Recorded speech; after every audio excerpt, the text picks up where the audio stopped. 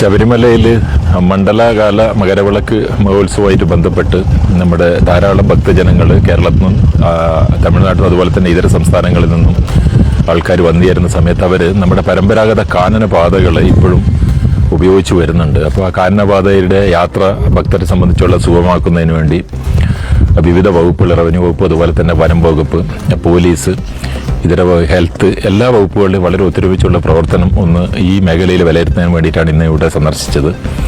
അപ്പോൾ ഇതിലെ ഒരുക്കങ്ങളൊക്കെ വിവിധ വകുപ്പുകൾ പൂർത്തിയാക്കിയിട്ടുണ്ട്. നാളെ തൊട്ട് ഭക്തർ വന്നു തുടങ്ങും. ഇന്ന് തന്നെ സത്രത്തിൽ ഏതാനും ഭക്തരൊക്കെ തമ്പടിച്ചിട്ടുണ്ട്. അപ്പോൾ നാളെ രാത്രി നിശ്ചിത സമയത്ത് അവരെ രാവിലെ മുതൽ ഉച്ചയ്ക്ക് 1 മണി വരെ മാത്രമാണ് അവരെ അവിടുന്ന് കാനനപാതയിലൂടെ വിടുന്നത്. ഇപ്പോൾ മുൻ വർഷങ്ങളിൽ 1-2 പ്രാവശ്യം ഒരു ദാരുണമായ സംഭവങ്ങളൊക്കെ ഉണ്ടായതിൻ്റെ പശ്ചാത്തലത്തിലും നമ്മുടെ ഭക്തരുടെ സുരക്ഷിതത്വമാണ് ഗവൺമെന്റിനെ സംബന്ധിച്ച് ഏറ്റവും പ്രാധാന്യമുള്ളത്.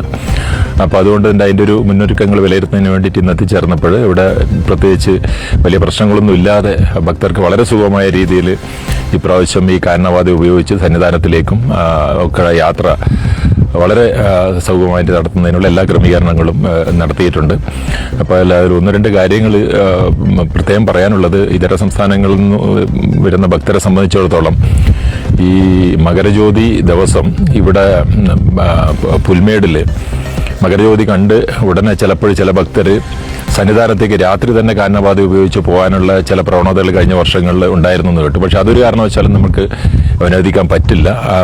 രാത്രിയിലുള്ള കാനനപാതയിലൂടെ യാത്ര അനുവദിക്കാവുന്നതല്ല. അവർ തിരിച്ച് സത്രം പോയി, സത്രത്തിൽ നിന്ന് അവരുടെ വണ്ടി പമ്പയിൽ പോയി അങ്ങനെ യാത്ര ക്രമീകരിക്കേണ്ടതായിട്ടുണ്ട്. മകരജ്യോതി ദർശിച്ച ഉടനെ ഇരുമുടിക്കെട്ടുമായിട്ട് കാനനപാതയുടെ യാത്ര ഈ വർഷം ഒരു കാരണവശാലും അനുവദിക്കുന്നതല്ല. ബാക്കി എല്ലാ ക്രമീകരണങ്ങളും നടത്തിയിട്ടുണ്ട്. ഈ വർഷത്തെ മണ്ഡലകാല മകരവിളക്ക് കാലത്തുള്ള ഭക്തരുടെ ശബരിമലയിലേക്കുള്ള ഈ വഴിയുള്ള യാത്രയുടെ എല്ലാ ഒരുക്കങ്ങളും പൂർത്തിയാക്കിയിട്ടുണ്ട്. എല്ലാ ഭക്തരും ഇതുമായിട്ട് സഹകരിക്കണമെന്ന് അഭ്യർത്ഥിക്കുന്നു.